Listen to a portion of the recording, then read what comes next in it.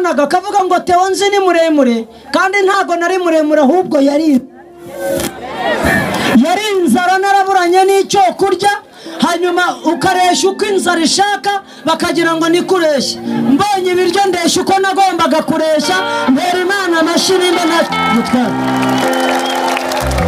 Beredo abantu badakomeye Imana amashini abanyeshari wampera cyo ntayi ibiryo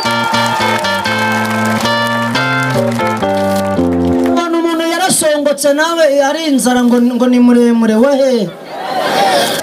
agisengeri nkashiramo ishati nkashiramo akajire n'ikote ariko bigahengama kubera ntaho bifata